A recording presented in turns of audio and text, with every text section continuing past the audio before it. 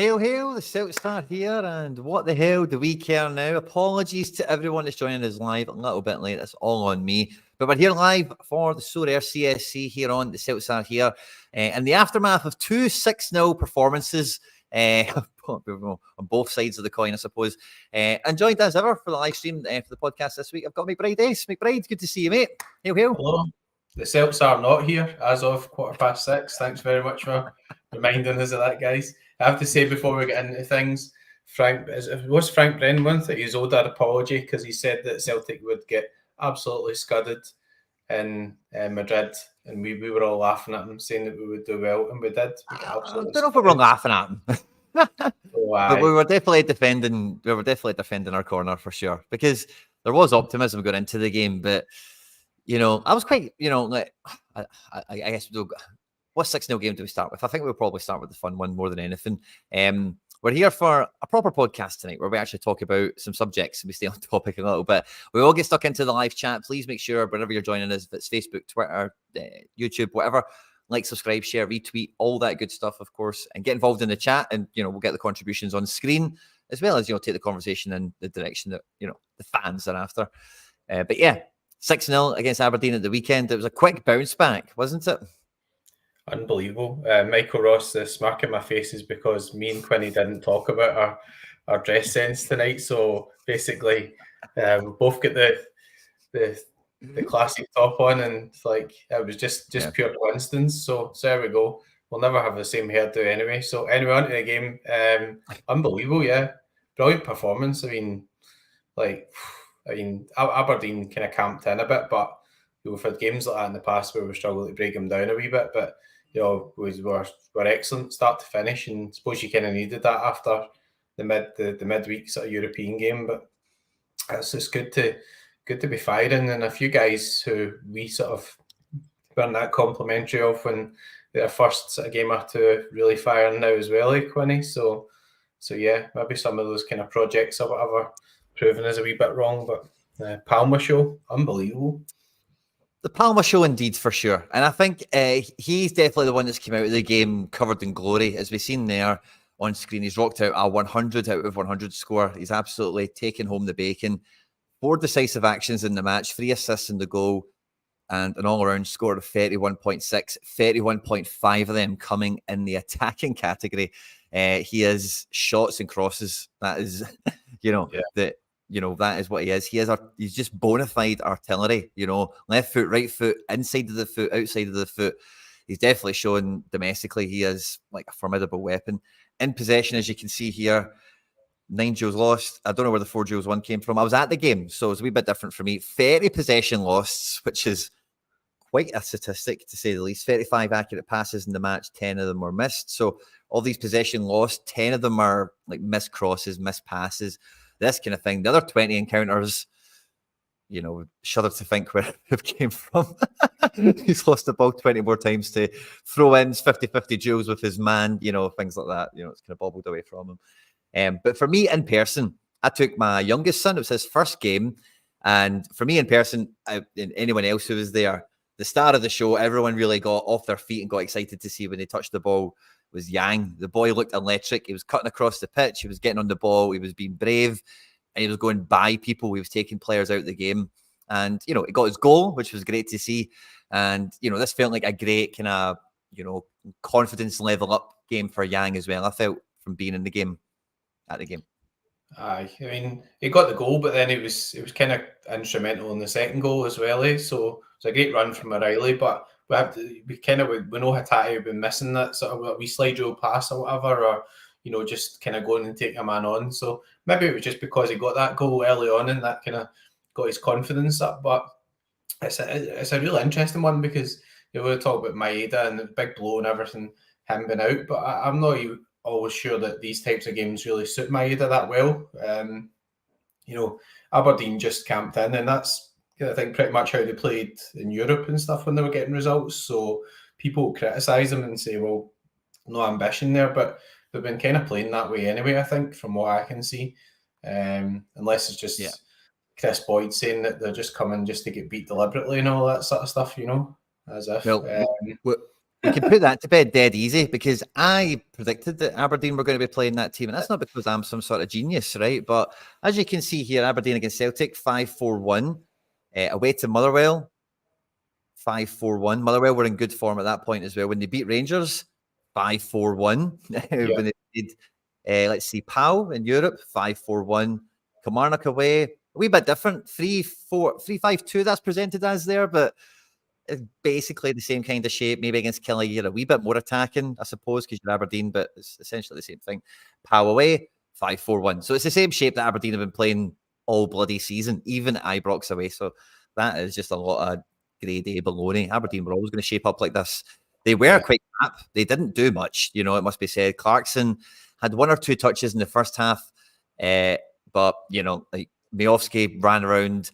Johnny Haysbut, like, touched the ball 3 times, and all 3 of them were just, just like a bad shot, a bad pass, and a few other bits and pieces. Aberdeen did not offer anything, and seeing the scores, a 3 from Jensen, 10 from Rubezic, and a 0 from McKenzie, on top of Roos dropping a 0. That's a horrible set of scores there for Aberdeen. But one of the things that did grab my attention there, having a look at Yang's scoring, 9 duels won. That was clear to see. He was going by people. He won some contests as well, 6 of them in total. So, like you say, Maeda doesn't always suit these matches. When a team banks in 5-4-1, doesn't give you much space to actually run.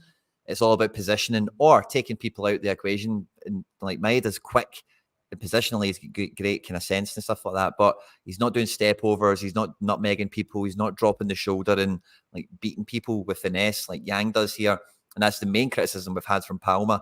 And it does seem that the team overall is compensating well for his inability to do that. Taylor did some good overlaps. Home gave him some good support as well to buy him a yard or two on occasion, which domestically we can afford to do, obviously, to get a guy with this kind of output out on the ball. Just wanted to double check the contest one there. He's got 4, so that's not too shabby either. But so yeah, I think the front line, because Kyogo didn't complete the match, we've seen a significant game from Big O off the bench as well, dropping a 90 from the bench, penalty 1, 2 goals, all around score of 10 with his shots.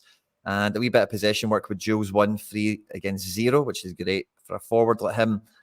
And yeah, I felt like that front 3 there, it was a real game for them, where I think all of them left the game like really chest puffed out, head up, you know, feeling good about their position in the squad, because all 3 of those players we've looked at there, Palma, Yang, and O, over the last 2 or 3 weeks, last month or so, have all come in for different levels of scrutiny in different ways.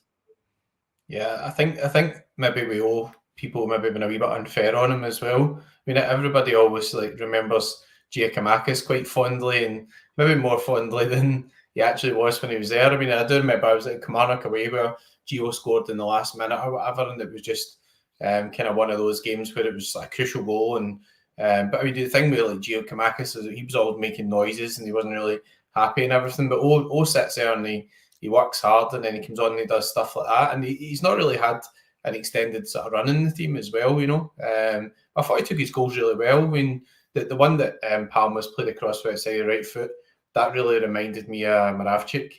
I think I said that to you before. I remember Moravchik done that, and he could hit the ball on both feet, but he just hit the ball with outside his foot. I can't remember who scored the goal. Maybe Tom Boyd. Anyway, I'm showing my age now, but I mean, it was just the confidence just oozing out of him. Like, it was just such a good goal. And then even with the second goal, like, it was through and goal and all that sort of stuff, but he did show a bit of composure as well, because often guys will go through and they'll do that and they'll hit the goalie or they'll bloot it over the bar or that type of stuff. But he showed that he can do a bit of finishing. So it was a real positive game. I think in terms of how will do. Well, I mean, Jurgen Klinsmann was talking about him. He was quite positive about him, and you know, that guy's obviously a legendary striker, so he probably knows more than us. But I think it's just good to have somebody there that's going to come in and give you another option when, touchwood, hope Furuhashi's okay. Like, you know, he might get an injury or he needs to be rotated or you need a goal or whatever, and you need to bring somebody on and you need to rely on somebody making something happen. So, but I mean, like, overall performance was absolutely, like, was just brilliant. And it's kind of one of those games you see at home where, like, seeing the games last season stuff where you think, oh, you're kind of missing Hatate there, and you know, it's midfield's a bit of the same, and you're not. Whereas when you've seen like Home playing in there and you've seen Yang playing in there, I just thought it was way better. I was watching TV, you were at the game, so you'll probably notice a bit more. And at home, I mean, he scored, didn't really stack up that well, but I thought it was kind of unlucky. It was when Palma played across, they had it first time in the volley, you know, it's a good save. I think he's kind of grown into that sort of type of role in midfield as well. But I think there's makings a really good player in there with him too. It gives you something a wee bit different than, you know, Turnbull and Palma maybe a wee bit similar. You know, they're good strikers of the ball, but everything's all kind of happening with the ball in front of them type thing. Whereas Yang and Holm are kind of guys that might do something a wee bit different or go and beat a man or a bit more dynamic. So it's kind of looking like a good balance at the moment. And yeah, domestic's going to be the bread and butter now. We were out in Europe, so I think the next couple of games in Europe are a bit getting guys some exposure to European football and kind of trying some stuff out, etc. That's what I would say. So yeah, I'm with you. I think home was quite nippy, quite tidy. I was quite surprised to see him get the start, but I've seen David Turnbull play for Celtic quite a lot over the last 2 or 3 seasons, and I think this was probably one of his best games, to be honest with you. Actually, see when he came off the bench, him and O'Reilly have, for me, they're clearly mates, right? They clearly got on with each other. You know, when I seen the game, I had a wee memory came to me. Of course, O'Reilly kind of standing up for Turnbull early season, when I think it was the first 2 games he played and he scored some goals, and he kind of said Ange never gave him a fair crack in that kind of O'Reilly way that he did pre-season. He made a few comments kind of in that kind of vein. And when Turnbull came on, him and O'Reilly straight away were bumping elbows and stuff like that, and let's get ready to rock. And honestly, Turnbull covered way more of the pitch than I've seen him do recently. And it's not even that, but a lot of his play came off. He actually progressed the ball well. It was dynamic. You know, it went forward. He would hit it into O'Reilly, and then they were trying to hit the space, and they were hitting the runs. Of course, his goal is very stereotypical Turnbull, edge of the box, defence camped in, shuffle by the yard, pick the spot and find it. You know, it doesn't need to be powerful, just needs to be clinical. But honestly, I was quite surprised with him. And I think Rodgers clearly fancies playing Turnbull with O'Reilly, and O'Reilly and Turnbull clearly fancy playing together, if you know what I mean. So I've got Hatate down is returning in January. I think Home did well, but I think we're going to see way more Turnbull and O'Reilly. Yeah, I think, I mean, it's interesting with Turnbull because the fans have been on his back, but if you look at the Ross County game and scoring the first goal, opening that game up and stuff, to get somebody like Turnbull that's going to provide sort of goals and assists and all that sort of stuff, even from the bench, it's not going to be that easy to find as well. I mean, he's out of contract at the end of the season, so that's going to be quite interesting in terms of what's going to happen there. But I think that at this point, you've got to kind of weigh up as well, how much is it going to cost you to replace somebody like that? I mean, you could go and buy a Kwon or somebody who's highly rated and spend 3 or 4 million on them, and they don't really really contribute anything. I think the thing with the projects and everything that we're talking about is the squad's probably a bit too big actually at the moment. Some of that was enforced because we brought in an extra defender because all the centre backs were all unfit and all that sort of stuff, and then Phelps maybe will go back in January. You'd imagine probably will go back in January. So, but Rodgers is always at every single point, but even when he's talking about positive performances, etc. in Europe, he's always talked about quality, and he's always kind of putting that wee nib in of talking about the quality of the opposition and everything.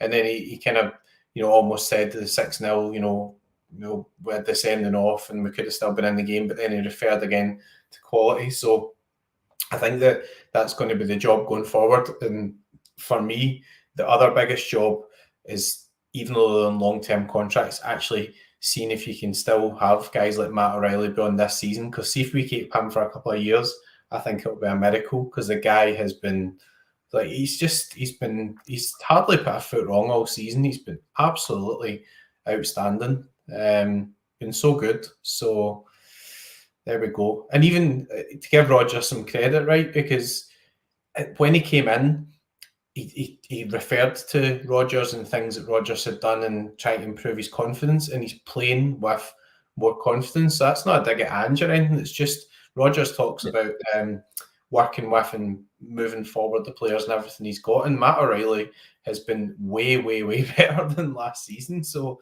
you've got to kind of give the management team a bit of credit for that as well. But if we've still got him next season, I think we'll be performing some sort of miracle, because I think the big money will come for him personally. But I hope I'm wrong. He's still here. But yeah, and we've seen it. We've seen it over the last couple of matches, or not the last, not this match in particular, but it was one of those ones away to Atletico when we lost the man, and then when I'm seeing how good he was off the bench in this game, I'm kind of thinking and hoping, like, after this international break, we'll kind of talk about this more in the channel as we get closer to it, right? But like you say, we're out of Europe basically, right? But there is a snowball's chance that you can get third still if you beat Lazio.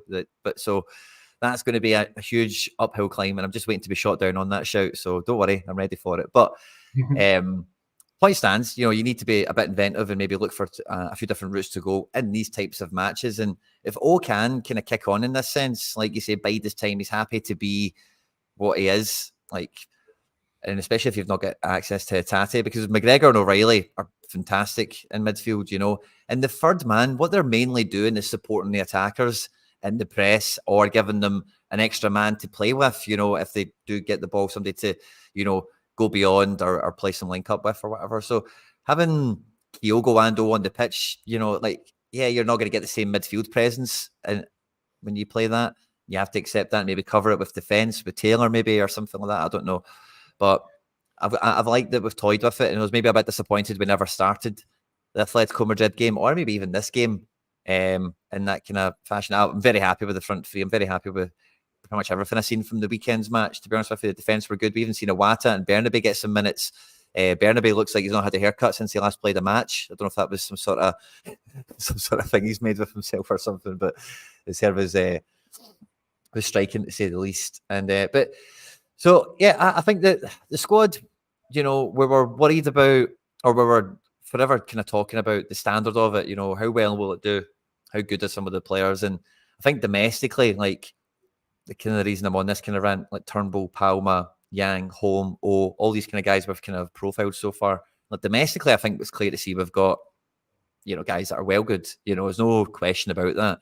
But where we get excited and where we perhaps also then get let down is that next level. Can they do that for us? Yeah. And O'Reilly clearly is a guy that goes both sides. He can play at the top end as well as domestically. Yeah. And Calmack's done pretty well for Scotland as well, and that's quite a successful international team and everything now. So, I wouldn't kind of go too far in terms of that as well. But I did kind of think he got it a bit wrong, Madrid. I mean, we talked about it before the game, and I thought that he would start the game the same way as he kind of ended the game at Parkhead, where he kind of recognised that, they were getting it as a bit too easy. And I know they had one of those games that were like full of massive quality and all that type of stuff. So, and the sending off for me was ridiculous. So that does change the game a wee bit. But you're always thinking that it's hard for guys like Palma to be as effective in a game like that when you're playing against Atletico Madrid. And we got hiding, right? So that's what it is. But I mean, Palma has shown the sort of general sort of quality he's got. Maybe he thought that, maybe we would maybe nick the first goal, or we could score a few goals, or just kind of resign to the fact that maybe we'll concede one or two, but we can go and we can do some damage. And Maeda done some damage, but it was mainly himself, which is a shame. I mean, the guy worked so hard, and it just seemed a really unfair sort of red card. I think in the same week, Rashford got one's VAR. We're not going to get onto that, but I mean, there's different options there, but the main problem with Turnbull, I think, is that he's not really got that sort of press or that sort of dynamic type play that really you kind of need in Europe, because the problem's not really when he's got the ball, or the problem's not when he needs to take a shot or he needs to do something. The problem's probably more when he's out of the ball and players are just sort of running around him and that type of stuff. And we've got to judge ourselves against the top teams, really. And Bernardo, wee bit disappointed in Bernardo. I mean, he showed signs of being pretty good, and I think he looks after the ball well, but I don't know. I don't know if he's going to really add something. Maybe been a bit unfair because it's still really early days as well, and we kind of made some comments obviously about other players as well, but I don't know. I mean, it was a difficult game for the whole midfield there. I found it interesting, and I may be wrong on this, McBride, but I'm sure Rodgers said that Bernardo played this game because he wanted a tackler in there. Yeah. And that just baffled me when I didn't hear it directly from him. I heard someone else referring to it. But I might be wrong on that, so feel free to correct me. But that really, that guy, I don't think. like, well, why don't you play Iwata then? Why don't you play? Why didn't you maybe play 5 at the back? Play Phillips as well. Bank in with maybe a 5-3-2 kind of effort and try and just play Kyogo and Dyson or Kyogo and O or something like that. We could have tried a few if he was wanting more tackling presence in there, because it was clear to see when that team came out. See, when you see Griezmann in midfield, the main change that they did at Celtic Park was they brought on Riquelme and they brought on Llorente, and they just added way more pace to them in the second half at Celtic Park. In this game, they put Griezmann in midfield and Correa up front, and Correa's like a mad road runner. We've all seen the game. We all know how it panned out. But from the minute go, that's obvious that they're just starting the game, looking to run at us and looking to use the pace that they think that we don't have, that they are bringing to the table by starting Riquelme, starting Griezmann. And obviously we couldn't handle it, but yeah, so I'm kind of running myself in a dead end on that one, sorry, but yeah. Yeah, I mean, Griezmann's absolutely top notch. I mean, I actually watched him on Sunday night as well, put the Atletico Madrid game on, and he think he might have scored 2 actually. I know he scored at the end anyway. He might get an assist, then he scored at the end. But I mean, they are a right good football team. There's no two ways about it. We kind of looked at it saying we thought we had a good draw, and it was a good draw because we never got like Real Madrid or Man City or whatever. But Atletico Madrid are a very good team as well, and they're always right up there. They're always in Champions League. They're always up there, kind of challenging Barcelona and Real Madrid and all that sort of stuff. And they've got loads of top class players. But anyway, that's the kind of standard we've got to look at, and we've got to spend that money that we've got.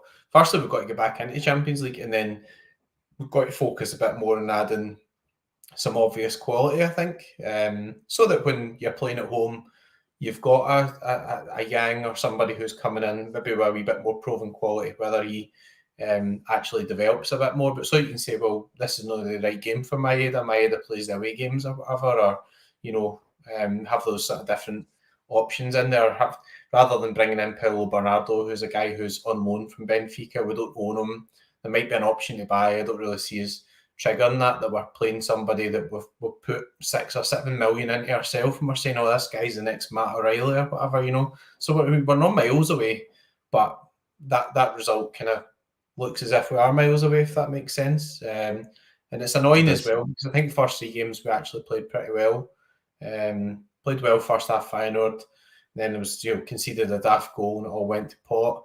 Should have beat Lazio at home. Played absolutely outstanding at home against Atletico Madrid. One of the best European performances I've seen from us for ages. So I don't think we're as far away as we think when you look at that 6-0. But we've got to build on that, and we've got to keep playing the way we did at the weekend rather than the way we played in Spain. Yeah, I'm with you on that. And I think it is kind of reassuring when you see the Aberdeen result. Because there's nothing worse than after a European game like that, you come back domestically and you get some pie on your face, or you get a banana skin result, So having a very comprehensive, feel-good result like that is good, because I make you right. I don't think this, again, it's I think the main problem we've had this season is that it is Rodgers' first year in charge of this squad. And if you look at the rest of the group, Arne Slot, as we know, turned down Tottenham, and he's been at Feyenoord for 3-4 seasons, won the league, been in Europe with them for a couple of seasons as well. Atletico Madrid, obviously, Simeone's been there for a lifetime. And Sarri, I think this is his 3rd season at Lazio, finishing second last year in the 2nd season. So, Rodgers is year 1 into a project of a team, and we're playing against 3 other guys that, budgets vary, etc. I get all that. But the main difference between the first 3 matches is that rub of the green. It's a wee bit of fortune in some of the things, and then the squad being well gelled enough with the tactics and the style of play. And I think this isn't an Ange v Rodgers thing, but I think if this was Ange in his 3rd season, he went through the transfer window and manicured the squad, we're slightly different than what we would have been in this season. And it's not because we would be any better. It's not what I'm saying. It's just because it's year 3 of a tenure rather than year 1 of a tenure, players aside, So I do think the results don't really show our true level. And the next, obviously we've got let's cross our fingers and go to Rome, and it's going to be an uphill one. There's going to be no Scales, no Palma, no Maeda, and Kyogo. I think he'll be fine after his concussion thing. I think it's a 10-day, 14-day sit out they take for that. So he should. I'm not too sure if that ties him up for the league match we have when we come back from the international break. But it'll definitely be clear for Lazio, I would say. So just need to double check what the protocol is for Scotland, if it's 10, 14 days, whatever. But we're going to be missing some key guys. Squad. He's out the Japan squad, isn't he? So he's kind of getting complete rest or whatever. So that's quite interesting. But I mean, the Lazio game's always, I mean, I would just write off Europe now. I mean, Rodgers totally wrote, he took Matt O'Reilly off at half time against Atletico, who 2-0 down. He just went, right, that's us, we're gubbed. I'm going to rest this guy. And you look at how Matt O'Reilly played at the weekend, and he played the full game, and he was still bursting with energy at the end, and we're still scoring goals in injury time. And Aberdeen were probably a bit knackered. They played Thursday night, and they were playing out of possession all the time. So Celtic were always having the ball, whereas Aberdeen were doing running around. So it does make a big difference. But there's a chance to maybe give Lagerbielke home. Even guys like Iwata, like, why not go to Lazio and just play Iwata? Just give him some bloody games. I mean, that guy is a good player. We know from him being MVP in J League, and he played at centre half as well. So interesting thing at Madrid is you could have started him there, and if you wanted to kind of play a free at the back, he could have dropped in, or he could have played in midfield, so he could have been a bit more flexible. But I'd like to see at certain points him getting more games as well. Not necessarily just to move McGregor forward, but just play him because he's a good player. I don't think a lot of the Celtic fans will have seen that yet, but at some point, maybe if we do get one or two injuries, or God forbid, like McGregor or whatever gets injured, and then he steps in, and people will realise that he's a good player as well, But the squad's maybe just a wee bit too big, because we do have guys there where you look at some of the squads, and there's guys who can't even really get into the squad as well, and you think, what's the point of signing a guy like Kwon? You can't get a match day squad, or guys like Tellio. If you're going to sign guys like that, then send them in loan to Kilmarnock or whatever. Yeah, send them in loan to Kilmarnock, or get them games, get them bedded into the league. Make sure by the time they come to us, they're ready to be in the squad. It just kind of seems a wee bit of a waste. But I suppose strategies work pretty well over the last couple of years, and we're in a good financial position, which is nice. But we've got to move forward. But I don't think you can write Europe off at this stage, because Atletico will be playing Feyenoord. Their place of qualification isn't secured by any means either. Feyenoord are in control of the group as things stand on paper, Yeah. So, Atletico need to go and beat Feyenoord. We're playing Lazio away. In the final game of the group, we're at home at Feyenoord, So when the draw was made, you kind of all, well, kind of hoped and expected that game would hopefully be a party, or the very worst case scenario, we need to beat them to get it, or, whatever. So if we go away to Lazio, that's the way the group goes. And if you were offered that at the beginning of the group, if you Feyenoord last game, winning, you're finishing third, you'd take that, So got to beat Lazio and hope that Madrid beat Feyenoord. Yeah. And then you're 4 points, Feyenoord, and 6. So then if you win the last game, so I can see that. I kind of know the disappointment is 6 now. I just thought we were completely out. So it's like, it's just like, I don't feel completely out of it myself. I was like gutted, but there we go. But for the pivotal match, there'll be no Scales in this match. For anyone that's not aware, he's got his yellow card accumulation, so he won't be playing in Rome. I think the same is true for Palma, and also Dyson picked up the red in Madrid himself. So those 3 guys will be suspended. There was a wee comment just asking who else would be missing for that game. So it'll be interesting how the manager approaches it. Scales definitely out. 3 yellows, I'm sure he is. I thought it's a weird one, because he's not down and he's getting a yellow card. And let me double check. Madrid. I think you're pretty sure they said in the commentary, but he's not on the he's not on the stats as having a yellow card. Michael Ross. Oh, really? I definitely seen him on the. Oh yeah, he's not actually officially been booked. I need to actually double check that, unless it's just an error in the actual. He's not getting any yellows. Why did I think Scales was out for this one? I thought they said in the commentary that he was going to be out, unless it's just it was an error in the commentary, because it's been widely reported that he's out. But I would double check that actually. That's bizarre. Sound like our board. I hope I don't sound like our board, to be honest. But that's with a couple of million in the bank stuff. But see, I don't want to go into next year yet, right? But the first thing that's good about next year is in the Champions League, you get 8 games guaranteed, 4 games at home, 4 games away. So that's 2 more matches. That's more money in the pot. It's more money that we're going to get paid for it, So, this season, like Brendan did, you know, and I made a wee video on the channel went out a few days ago. If anyone missed it, feel free to catch it. But Brendan obviously came in at the beginning of the season and he says, we want to dream, we want to go into Europe and unfinished business and all that crap, which hasn't really shaken out that way to this point. But, you know, we spoke about it at the time, and it's clear to see that, you know, the way the club sees itself is like that European like league level. That's what the club's always been kind of trying to get into with these fancy boards that they're always linked to, and, you know, committees that they're always involved in and stuff like that, panels and stuff. So I don't know. It's one of those ones where if they finish third, I think I'm nervous that they think that their transfer business has been better than what it is, you know, as much as I'd love us to get third. Because if we do finish bottom and we're kind of half humiliated, then it's clear to see, then they get the message that, you know, there was clearly like a couple of million that should have been spent to get third, because third should have been on the table for us. And if we go into the last game of the group, if we don't get the victory at Lazio, with everything dead, basically, then, you know, that's not good enough. Yeah. The other thing as well is, you know, Roger said that there's always guys lined up to come in, but are we really actually aiming high enough with these signings? Because you made a good point about Feyenoord, and I know that that guy's been there for a few years, but they did lose like Kokchu. They lost some good players themselves, right? But then they went and bought like Ivanišek. They'd already sort of brought in Stengs. They paid a good amount of money for guys like Gimenez. So, you know, guys like Ivanišek, Gimenez, guys like that, the difference is that they're spending 8, 9, 10, 11 million on those guys. We need to push into that level. Nobody's expecting Celtic to be spending 20 and 30 million in players, but how do you expect to compete with teams like that when you're always shopping in the 1 and 2 million bracket? Because you might get a couple of good players that turn out to be really good, but most of them will just be 1 and 2 million pound players. So actually, Rodgers is sending the message of we need some actual quality there, and there's no need whatsoever for numbers. I know we spent like 4 million in Novrocky or whatever. So, and again, Novrocky and Lagerbielke might have been kind of led by the fact that Starfelt went, and you know that's kind of forced our hand a wee bit from that point of view that he's ended up going.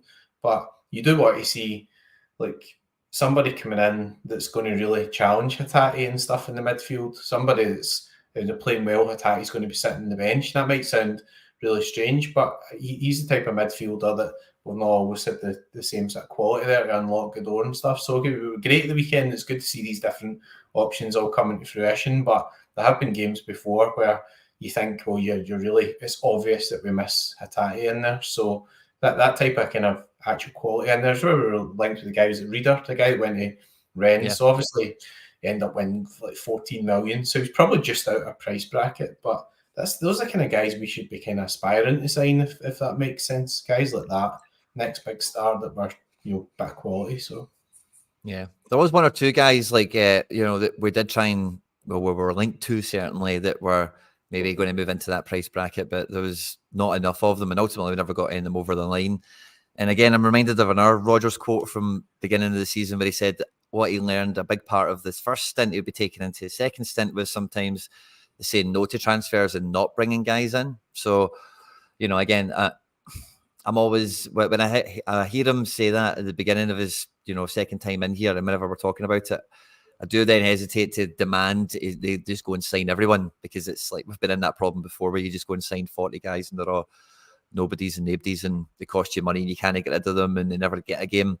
Kwon is obviously the McCarthy are the ones that we look at now, but we've had Celtic squads before where there's been like 5 and 6 of these characters floating around and you don't even know if they're playing for the reserves or not, or are they still in a contract, or what's going on, is he injured, or you know. So the squad is quite functional in that sense. I think it's maybe a bit bloated in the wrong areas, but I do think that the emergence of Scales, the injuries with Vickers, the last minute transfer of Starfelt, because him moving to go be close to Jacinta and bloody Lisbon wasn't on the transfer battle plan for the summer, was it? Yeah. You know, that was a last minute thing. So the whole defence being a mess in terms of how many people we've got, the deals, etc., I can kind of forgive. But like you say, it's that midfield. It was clear to see that without Hatate, O'Reilly, we were actually all really nervous we were going to lose one of them to a transfer, O'Reilly or Rio. We never lost either. And we were nervous we would lose one and we wouldn't get another guy as good to replace them. But the nerves still stand. If you don't have them in the team, do we have anyone that can do their thing, even if we keep them? So I think that the midfield has definitely got to be the area where Rodgers, and hopefully the clubs see that that's probably what's let us down, because it's not just even the guy to push the best 11, but it's to change the game up. After 60 minutes, it's a squad game now. You need 17, 18 guys that can show up on a big game for you, given the situation.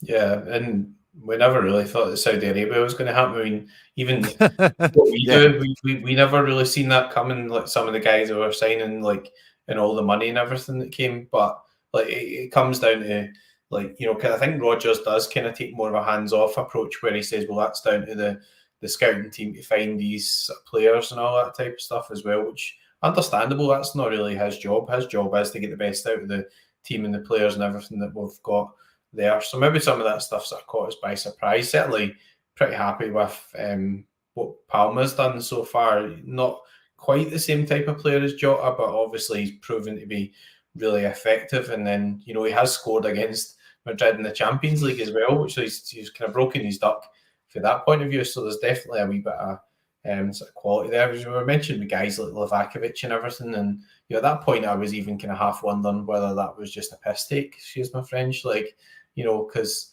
like we've signed guys, we've had guys like Juranovic who were Croatian international players and everything before, but you see with that type of transfer that Fenerbahce or whatever had went in and had the deal done. So if you're going to deal and get players like that, you've got to kind of show some intent and go just now and say, right, you're the goalkeeper we want here. Joe Hart's out of contract, and we decided what we're doing one way or another. You come in, you're going to be number one, and we're going to spend money in you because you're going to be number one 5 or 6 years.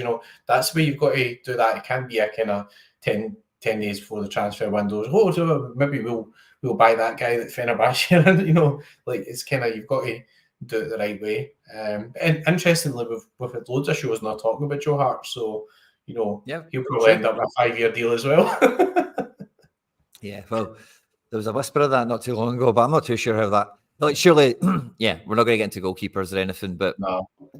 I think the other thing I would say as well. See, the other thing, this really annoys me, right? So let me get it off my chest. James Forrest. I know you're going to hate this, right? But you've got Vata. You've got Vata who scoring hat tricks for the reserves, playing for Ireland, all that type of stuff. And you get James Forrest coming off the bench. Now, no offence to James Forrest, because I know he's been a great servant. He said he's testimonial and all that sort of stuff. But usually when you get a testimonial, that's you, right? But one of the problems we've got at Celtic is these guys come through and we're struggling to actually keep them. We couldn't keep Doak. We've had guys before that, young Guy Morrison who went to Bayern Munich or whatever, fair enough, and they're getting attracted by big clubs. But also, it's got a pathway into the team. Why would you stay at Celtic when James Forrest's getting brought on before you? You're a young guy. You're trying to get into the team. You're looking at that there, and you see Celtic signing Yang for 1.5 million or whatever. And Yang's proven he's pretty good as well. But I mean, I think Vata is a big talent as well, and that's still a problem with this path. You've got guys lumbering about in the squad like James McCarthy and Forrest, and he's been a loyal servant. But I'd rather see Vata coming on at 4-0 against Aberdeen. But that's just me, my rant. Fair. No, that's a great shout, mate. I love that. But yeah, it's funny because he's not even been up here, and obviously because Forrest has been given a role in the squad from Rodgers, you just don't see Vata even making the bench anymore. So yeah, I definitely take that with on board, mate. I definitely get that's probably more I know Forrest is the Celtic way, he's one of our own and all that, but it is about bringing kids through as well. It's about bringing our own through, and yeah, I get that. That's a good shout, mate. I like that. People say, Jimmy. I think we do. We do produce players. It's just that sometimes we don't always keep them, or we don't have. Look what we've done with Ben Summers, right? He's out on loan, and I think he's injured just now, but he's went out and he's going to get some experience and stuff like that. Like that's fine, but just having guys sitting playing in the reserves or whatever, or guys, like the noises are that Vat has kind of been looked at from other countries and stuff, and he can't even get in our squad. So that to me is just a wee bit of a confusion in terms of the actual plan through to the first team. It's kind of like at some point you've got to say that guys like this shouldn't just be there for a quota or whatever. Guys like Scott Bain just sitting there and 5-year deal because he's. You kind of need to do it with your goalkeeper, but not doing it with your goalkeeper is kind of like almost irresponsible in modern football. You kind of need to cheat code your goalkeeper, don't you? Yeah, Get I that suppose quota filled. that's the problem with the actual the way the rules are. It's like, we watch we don't watch a lot of them, but the South Korean games, and they've got a rule to say you've got to play an under 22. And what happens is it start with an under 22 guy, and then somebody was getting round it by bringing them on and taking them off after a minute, and then they said they've got to go on for 15 minutes or something. So you watch your games, this guy starts, he cuts about for 15 minutes, and then they get subbed. It's ridiculous. You should just allow it. Just be it's crazy. It's just crazy. And I understand why they want to do it or whatever, but it's just box ticking exercises and all that type of stuff. I mean, VAT has come through a youth system, so VAT would probably do a similar job to guys like James Forrest and stuff. So I don't want to sound off man to James Forrest. I just think at some point you've got to say, like, that guy's in the way out and this guy's in the way in, and we're looking for people who are in the way in rather than the other way around. Because we spend all this money in our projects and our investments and everything for other countries, and we've got a guy there who looks like a really good player who we might lose in the summer because he can't even get in a squad. So that can be a bit frustrating. But that's my Tuesday night rant out of the way. Yeah, no, that's all, man. And listen, thanks to everyone that has joined us live for the latest episode, the latest stream on the Sorare CSC here on the Celts Are Here. And yeah, we'll be back next week when we'll be coming out of international duty and getting back into it domestically before, we maybe look to wrap up Europe and Champions League and all that good stuff. But yeah, McBride, it's been an absolute pleasure, mate. And thanks to everyone that joined us. Enjoyed it. Hail, guys. One hoops. One hoops.